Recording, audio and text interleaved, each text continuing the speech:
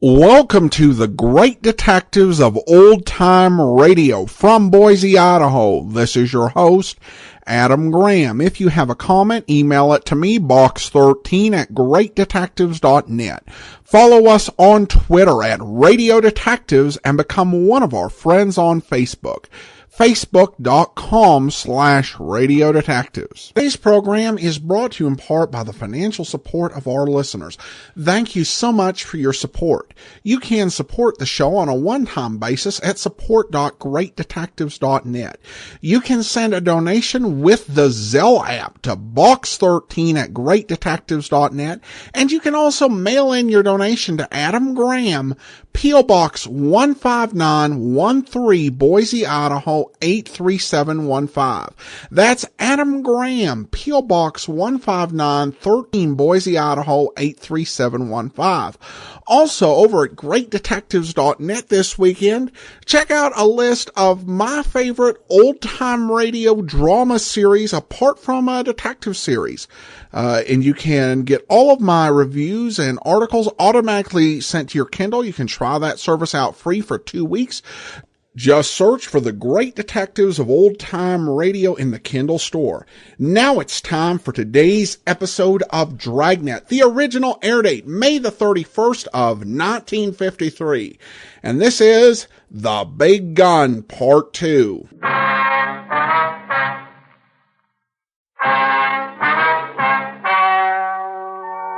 Ladies and gentlemen, the story you are about to hear is true. The names have been changed to protect the innocent.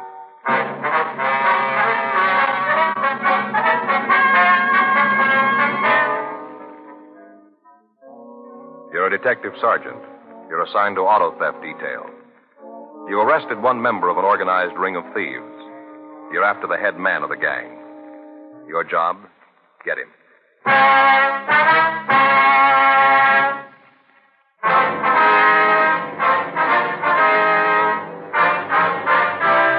Dragnet, the documented drama of an actual crime.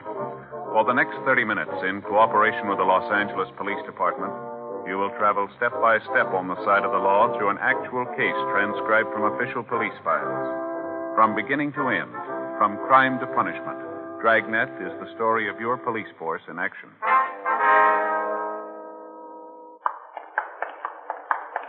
It was Wednesday, June 24th. It was warm in Los Angeles. We were working the day watch out of auto theft detail. My partner's Frank Smith. The boss is Thad Brown, chief of detectives. My name's Friday. We were at the main jail, and it was 8:14 a.m. when we got to the second floor, the interview room. Sit down, Sloan. Yeah. Right there. You guys start pretty early in the morning, don't you? Yeah, once in a while. You got a cigarette? Yeah, there you are. Thanks. I never feel like I'm alive until I've had a cigarette in the morning. How about a match? Here.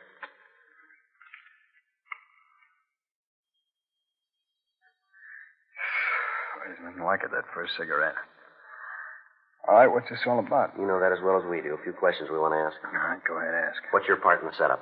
I don't know what you're talking about. No, it won't work, Sloan. We got the whole story from Summers. Well, then what do you need from me? Just like to check out a few things. What do you mean you got the whole story from Summers? What did he say? He told us everything he knows about the setup. From what he says, you're the key man. Everything goes through you. He said that? Yeah. You believe him? Got no reason not to. That's why we're here. Get your side of the story. How much he tell you? Got everything he knows. Yeah, that figures. You get a guy with a yen like that, and as soon as the roof starts to drop, they spill their insides out. That's the trouble with doing business with hypes. You always run into it. Yeah, hold on. Let's hear your side, huh? Sure. I knew going in if you locked Summers up, he'd break. Just a matter of time before he started seeing things and talked all over the place. Why don't you do a little of the same? I got no choice. Where do you want me to start? How about the beginning? As good a place as any, I guess. All right, who's the big gun in the setup? Well, you're not going to believe Well, this. why don't you try us? I don't know who he is. I haven't got the slightest idea, and that's the truth. You're asking us to buy the fact you work for a guy you don't know. I don't care if you buy it or not. That's the way it is. I don't know who the big man is. How'd he get your orders? He calls me. Where? My place. When? When I got something for him. How does he know? We got a set time each day he calls in. He tells me what he wants done. I tell him what's going on. What happens if you want to talk to him and it's not the time? Nothing. I got to wait. How'd he get paid? He calls me and tells me where to go. I show up there and the door's waiting. All right, now you start at the beginning. Give us the whole story. All right, I got in town about 6 months ago. Where from? Outside of Chicago. All right. I laid around town for a few days, and I get this rumble that maybe I can pick up a job. Where'd you hear it? Oh, just around. I couldn't tell you where it was. A word here, another one there. Just around. All right, go ahead. Well, I'm home one day, and the phone rings. I answer it, and the guy asked me if I wanted to go to work for him. I'm on my uppers, so I asked him what he wanted me to do, and he springs this car heist thing on me. I told him I wanted no part of it. Yeah. He kept on talking, kept telling me how it was such a sweet, clean racket, how we could work it without being tagged. Finally, I told him I might be willing to sit down and talk to him about it. Mm-hmm. He says no go. Said he didn't want anybody to know who he was, and that went from me, too. He told me he'd swing the operation on me. What do you mean, swing it? Well, he said he'd tell me how to set it up, how to make it work, who to contact. Said he had the organization already, but he needed a man to take charge of the L.A. part of it. He told me that I was the guy he wanted. Well, Slum, how'd he happen to come to you? I don't know. I did time when I was a kid for grand theft auto. First time, I got off light. Where'd you do the time? New York State. All right, go on. Well, maybe he got a rumble about that. He knew that I was down. Maybe he figured that I was the guy to handle it for him. I don't know why. He just called. Did you have any idea who this man on the phone was? No. I thought about it a lot. I tried to come up with an answer, but there just wasn't any. At least none that I could find. Might have been somebody you met back east. I don't know. Could be. I got no way of knowing. The way the deal worked out, I didn't have any reason to get nosy. This guy really had it figured out like a charm. I still don't know how you tagged us. How about it? You tell me? You know better than. Yeah, I suppose so. All right, go ahead. What happened after you talked to this guy? Well, I wasn't real anxious right off. I told him I'd have to think about it, you see. Yeah. Next day, he calls again. Told me he wanted to tell me the deal, lay it out for me. If I thought it was good, I could go along with it. Otherwise, we could call it quits. I was just about to get bounced out of my room, so I listened. We must have talked for about an hour. Yeah? That's when he laid it out for me. The way it looked, the plan couldn't miss. Wasn't anything he hadn't thought of all along the line. He had the leaks all plugged up tight, you see. All right. How'd this deal work? I thought Summers gave you the lineup. Yeah, he did, but we'd like to hear it from you, You all sure right? you ain't trying to con me into something? You said it yourself. You got no choice now, have you? Well, the way it worked was smooth, real smooth. The boss, that's what I called him. He'd call me, tell me what kind of car he wanted. I'd get in touch with one of the boys and pass the order on, you see. Yeah. Hype would steal the car, call me. Who? Some hype would steal the car and call me right away, tell me where he had the car. Then the boss would call and I'd tell him. He'd drive by, look at the car. If he okayed it, he'd call me and I'd tell the fellow that stole it to get it rolling. They drive it to Mexico, huh? Yeah. First off, I'd meet him, give him enough money to get back here, though. And after that, they'd switch the plates in the car and then shove off. Where'd you get the plates? Oh, the boss would get them someplace. Then they'd be delivered to me. Always cold plates. I think he probably got them off of used car lots. I don't know, but that's the way it looked like to me. You see? Yeah. What happened then?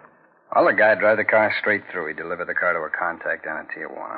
What about the payoff from Mexico? How'd they work that? Well, that went through me, too. I'd get a call from the boss. He'd tell me where the meat was. I'd show up and pick up a paper bag with the narcotics. That the way the stolen cars were paid for? Narcotics? Yeah. Heroin was the best, so by the time we cut it down, it went a long way. What'd you do with the stuff? Well, some of it I'd use for paying off the hype that lifted the car, and the rest went on to the boss. How'd you get it to him? He'd call me, tell me where to leave it. Maybe an alley downtown, a telephone pole on Central. Once in a fountain right in front of City Hall. Every time there was a different place. Yeah. Is it possible any of the others might know who he is? I talked to him. None of them know. I don't think they're holding on. Yeah. This boss, he ever say anything that could let you know where he was calling from? No. How about his voice? You get anything from that? What do you mean? You have an accent, something like that? No, nothing. He talked just like you and me. There's one thing, though. What's that? He's been around. He knows the tricks. He knows about me, everything I've ever done. The way he talks, you know he knows all the rackets. Mm-hmm. He ever sent you anything through the mail?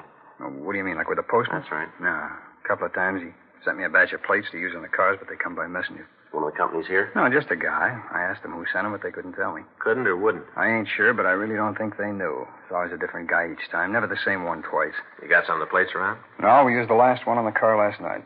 When does the boss usually send them to you? Depends on how many cars we've taken. He keeps track. When we're out of cold plates, another batch of them shows up. It depends on the cars, you think. How about the other men working with you? The ones here in town?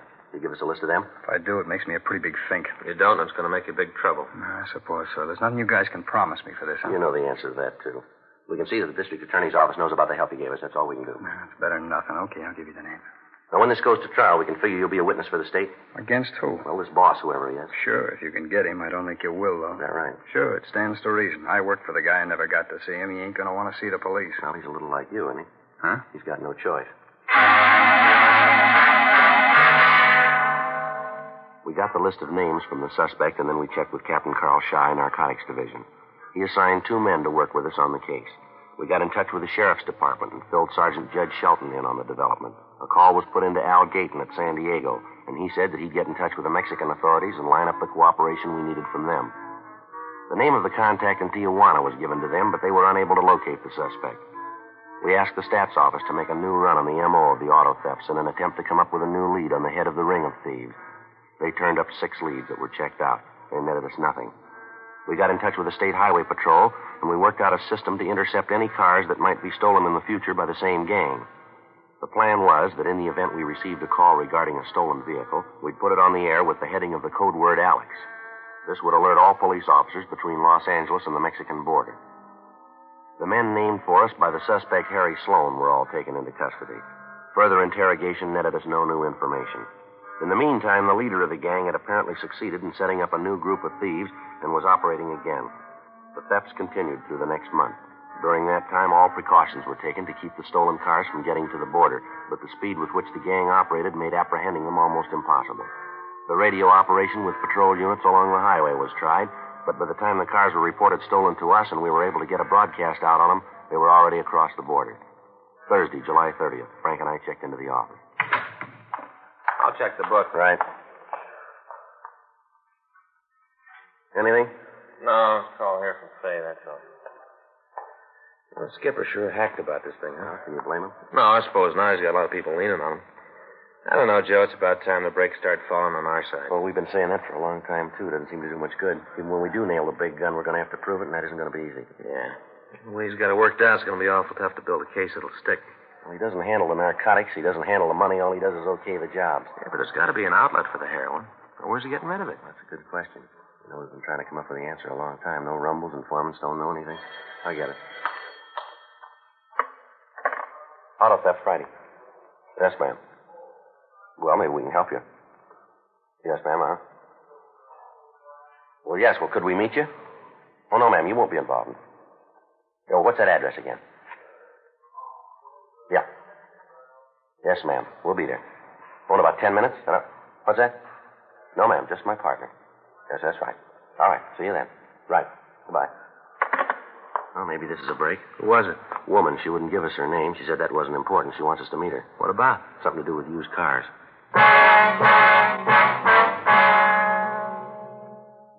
10:10 a.m. Frank and I left the office and drove to Hollywood to meet the woman who'd called in. She said that she wanted to meet us in one of the coffee shops along Vine Street. We drove out the new freeway to Hollywood Boulevard and then down to Vine Street. We parked the car and walked up to the coffee shop. The girl on the phone had refused to give us her name, so Frank and I had no way of knowing who she might be. She told me to take a booth at the back of the restaurant and that she'd find us. Frank and I sat down and ordered a cup of coffee, and we waited. There was no sign of the caller. 11 a.m. She still hadn't shown up. We were about ready to leave when a tall woman, well-dressed, in her middle 30s, came in. She stopped at the door, looked around the place, and then she headed for our booth. Joe. Yeah, it might be. No, she's heading for the next booth. Are you from the police? What? Are you a policeman? No, why? Never mind. Are you from the cops? Yes, ma'am. I'm the one who called you and told you to meet me here. Yes, ma'am. I'm Joe Friday. This is my partner, Frank Smith. You got some way to prove it? Ma'am? Prove that you're cops. I don't want to talk to nobody who ain't cops. Yes, ma'am. Here's my ID card. Oh, yeah. That's you, all right. Yes, ma'am. How about you? Yes, ma'am. Here's mine. Oh, yeah. Oh, say, that's a real nice picture. You put on some weight, haven't you? Would you like to sit down, ma'am? We can get started on this. Oh, yeah, sure.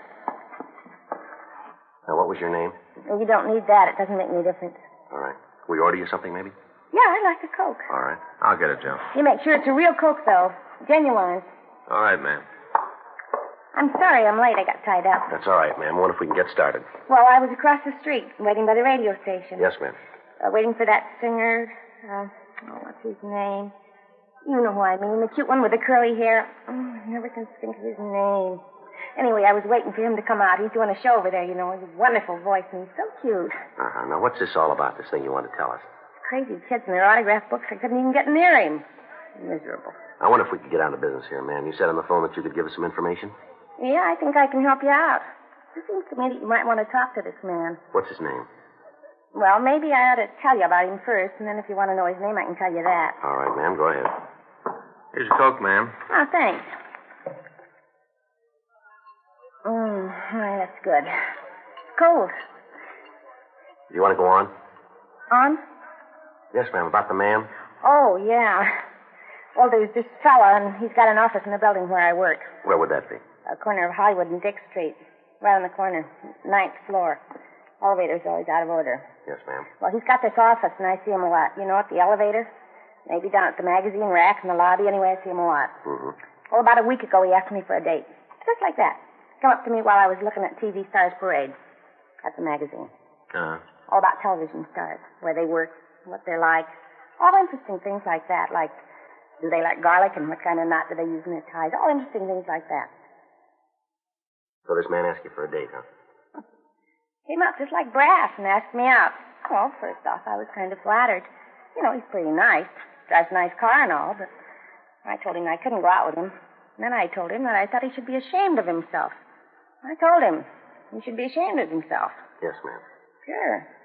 See, I knew he was married. Nice little wife, real cute. I saw her a couple of times around the building.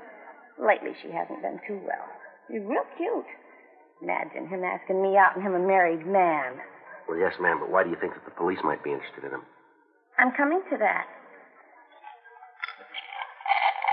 That was good. Well, I kind of checked around, you know, to see what this guy did and what business he was in. Yes, ma'am. He's in the used car business, sells old cars. I see. That's it. Sells used cars in an office building. Not even a lot. Nothing. There's a glass door. Is there any lettering on it? Yeah, I thought about that, too, but there isn't. No, that's all he's got. Just this little tiny office desk and a couple of chairs. Glass door. Well, ma'am, there's nothing illegal in that, you know. Oh, yeah, but he doesn't have a license. No, sir, he doesn't have a license. Beg pardon? I work for a lawyer. Alphabetical filing, G to O. I asked my boss if you didn't have to have some kind of license to sell cars, and my boss says you do. This man doesn't have one. Goes out and buys these old cars and then fixes them up and sells them, and he doesn't have a license. Well, not only that, the men he sells the cars to. Oh. Why do you say that? No, because I do, that's why. Always come in the office, and they sit there and talk, and then they leave. I've been in the hall sometimes, and they laugh, and they're real spooky guys, real spooky. Well, what's the matter, ma'am? Man that just came in. The one with the kind of blonde hair, you see him? Yes, ma'am. What about him? Isn't that... Oh, what's his name? I know it as well as I know my own. He stars in all those space things, you know, like the Saturn Saga and the Martian Maniac that was on last week, and this fella, that one that just came in. Well, he had on this kind of suit all covered with lights, a space suit. He was so cute. Yes, ma'am. Well, if you'll tell us the name of the man in your building, we'll check on him. Oh, there's more to the story. Ma'am? There's more. I'm not finished. All right, would you like to sit down and go on? Oh, yeah. Well, day before yesterday, I'm standing by the elevator, and one of this man's customers come out of the office. He walked over to the elevator. Mm-hmm. He reached into his pocket and took out a cigarette, kept the pack up here in the pocket up here. You know, here, with the handkerchief. Yes, ma'am. Well, when he pulled the pack out, he dropped a little package. Fell right on the floor, and he didn't see it. Right away, he got into the elevator and went down, and I went over and picked it up. A little tiny thing. Got it right here in my purse. I was going to give it to the man, and then I thought maybe I better come to you. I saw a picture of a thing like this in the newspaper once. Here it is. Well, you just look at that. There, you see? Yes, ma'am. What is it, Joe? Heroin.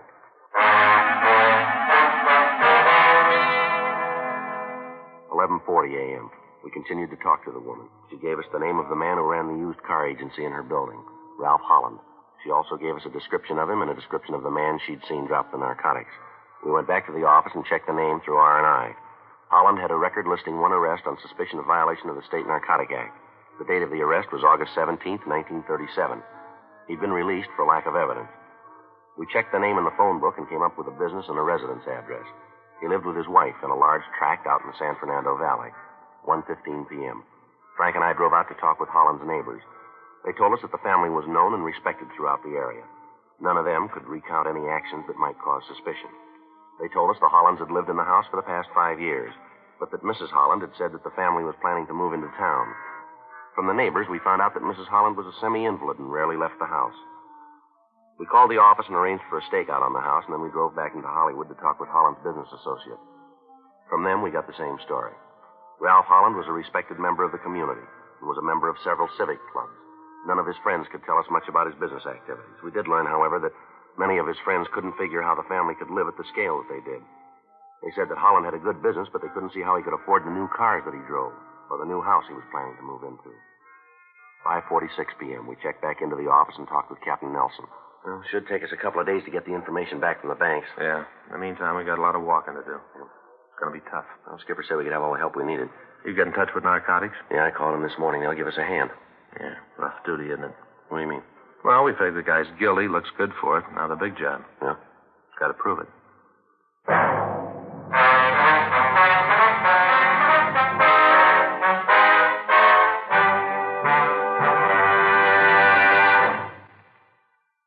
listening to Dragnet, the authentic story of your police force in action.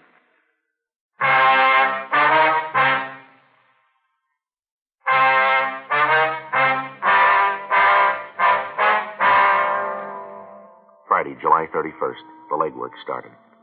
2 teams of men were assigned from auto theft detail to help us, and narcotics sent 2 more teams to work with us. For the next 3 weeks, Ralph Holland was kept under 24-hour surveillance. A stakeout was maintained on his house and on his office. His business records were checked. From these, we came up with an estimate of what the suspect's income was. Then we began to check his expenditures. As a result, we found that he had control of at least $250,000 that his business could not account for. Everyone who visited the Hollands, either at their home or at his office, was checked on. Among his visitors, we found several known narcotic dealers. The auto thefts continued, but by now the code system had begun to work. From July 31st to August 25th, 16 cars were stolen that we attributed to Holland's operation. All of them were recovered between Los Angeles and the Mexican border. All of the drivers of the cars were taken into custody, but none of them could give us any information to aid us in obtaining a conviction. During that time, Holland didn't make any attempt to handle any narcotics. A dictograph had been placed in his office, and all of his conversations were monitored, but nothing incriminating was said. We got the address of the new home the suspect had bought, and a complete set of listening equipment was installed there. From the time the couple moved into the house, their conversations were monitored 24 hours a day. The recordings were played for Captain Nelson, Captain Shy of Narcotics Division, and for the men from the district attorney's office.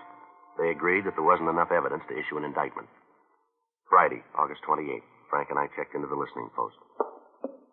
Well, you might as well sit down, Frank. We got a long night. Gonna be better with a speaker. What? Fellas downtown putting a speaker, see? Earphones get too heavy. Oh, yeah. I was talking to Guy Anderson. He was out here. Said by the time you sit with those things on your head for a couple of hours, feels like somebody shot your ears full of Novocaine. Yeah. Speaker's better. Yeah, I imagine so. Easier, too. Well, better turned on, huh? Yeah. Holland come home yet? Just walked in before we got here. Here they come.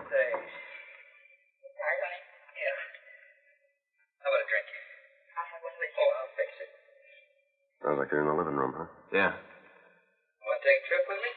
Where to? Oh, I thought maybe we'd drive down south. I figured I'd go to Mexico. Oh, I got it, honey. And anybody else to send. Things been rough lately. Been picking the boys up as fast as I can find them. Why didn't you call it quits? You've made enough. Just about to do that, honey. That's the last trip. I'm glad of that. Honey, I don't like it. Maybe I'm just getting jittery, but I swear there have been men watching the house. Here. Thank you, Jim. Oh, you're just getting jumpy, honey. There isn't anybody watching and anybody who knows about us. Well, I'm glad you think that. I'm not too sure anymore. There's nothing to worry about. We're clean. This is the last trip. After that, we call it quits, okay? I'll be glad when it's over. You go with me, then. It'll be good for you. Get out of the house, see the country. Get you over this case of nerves you got. Might be kind of nice for that. Sure it would. Best thing in the world for you. See some new things. When do you figure to go? Oh, I'm going to pick up the car in the morning early. I thought we'd get away about 8. We can stay down there for a couple of days and get back Tuesday. Take our time. Have a few laughs. Who's going to pick up the car? A kid named Jimmy. We're going to meet him halfway, just outside of Del Mar. I'll take the car from there. Well, like I said, I'll be glad when it's over. I know how you feel, honey. I give you my word. Tomorrow, that's the end of it.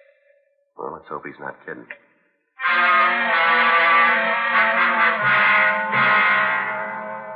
The following morning at 6:30 a.m., Frank and I, along with the men from Narcotics Division, were parked down the street from the Holland home. At 8:36 a.m., we saw the couple come out of the house and get into Ralph Holland's car. They drove out to Sepulveda Boulevard and they turned south. All units of the state police had been notified to watch for the car. Members of the sheriff's department were stationed along the road just outside Del Mar.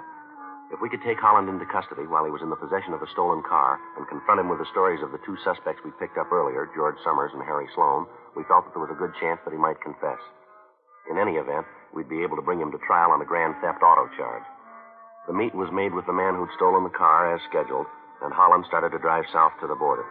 Men from the sheriff's department took the thief into custody, and we followed Holland. About 4 minutes later, he pulled the car over to the side of the road in front of a small coffee stand. He and his wife got out of the car, and they went into the place. We drove by, and then we doubled back and parked about 100 yards up the road from the stand. All right, let's go. The boy should be around back by now. Yeah. All right, come on. Down at the end of the counter. Yeah. You Ralph Holland? Yes, what do you want? You driving that green Buick out there? Yeah, so what? Wonder if we could see the registration papers on the car. What for? Police officers. We'd like to see the registration.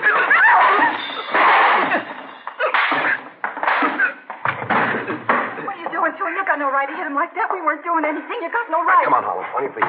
You guys play a little rough, don't you? We didn't call it. You did. All right, hands are back here. Stand still.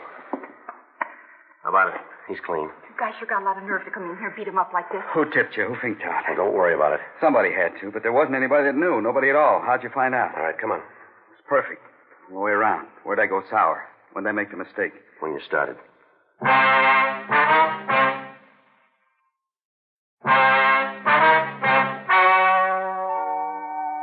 story you have just heard is true. The names were changed to protect the innocent. On January 14th, trial was held in Department 89, Superior Court of the State of California, in and for the County of Los Angeles. In a moment, the results of that trial.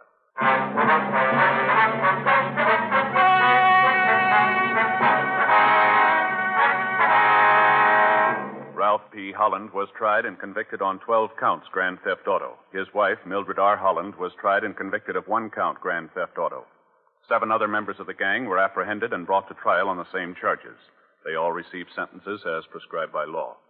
Grand theft auto is punishable by imprisonment in the state penitentiary for a period of not less than 1 or more than 10 years.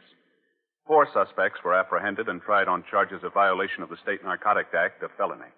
They were convicted and received terms as prescribed by law. Violation of the State Narcotics Act, a felony, is punishable by imprisonment in the state penitentiary for a period of not less than 1 nor more than 6 years.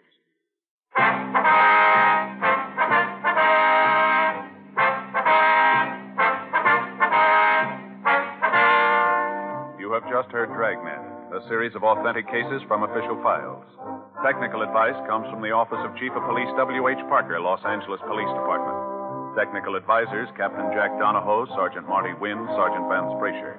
Heard tonight were Ben Alexander, Stacey Harris, Virginia Gregg, Vic Perrin. Script by John Robinson. Music by Walter Schumann. Hal Gibney speaking. For a million laughs, tune in Chesterfield's Martin and Lewis show Tuesday on this same NBC station.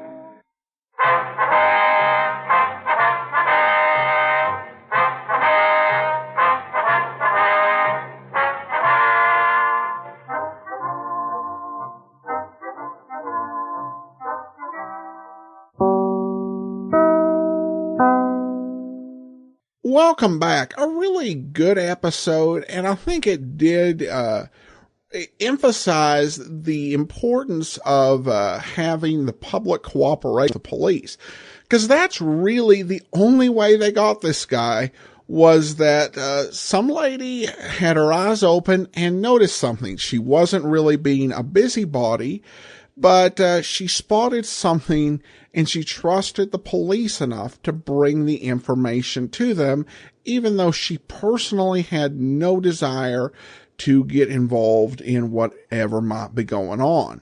And it's that sort of goodwill that police departments really need to operate. If they don't have that, they can't get those sort of tips. So I also thought that our villain in this story, one of his big problems is that he lacked the unhealthy paranoia, which would have been healthy for him, that many drug dealers and people in the narcotics trade have. Because he was just so blasé, nobody's watching us, it's just your imagination. And there have been people involved in the narcotics trade in other episodes who really would have taken that sort of thing far more seriously, but not this guy. So that's what ultimately was a big part of his downfall. Well, listener comments and feedback now, and we do have an email regarding a question I asked about Joe Friday going to Georgia Street Receiving Hospital on a headache. You ask about Georgia Street, where Friday was considering going if his headaches continued. The Georgia Street Hospital has a long history with the police department. It was public and served victims of crime in addition to the police. In fact, the hospital was in the Georgia Street Police Department. Well, thanks so much. That does answer that, and does explain why Friday would go there. I appreciate that clarification. Thanks so much for contacting us. That will do it for this week. But we will be back and start our whole cycle all over again next Monday with Mr. Keen Tracer of Lost Persons, all the way till next Saturday when we'll bring you another episode of Dragnet. In the meanwhile, do send your comments to box13 at greatdetectives.net. Follow us on Twitter at Radio Detectives and check out our YouTube archive at youtube.greatdetectives.net. And remember, t-shirts are coming back May the 28th. Get ready to order. From Boise, Idaho, this is your host, Adam Graham, signing off.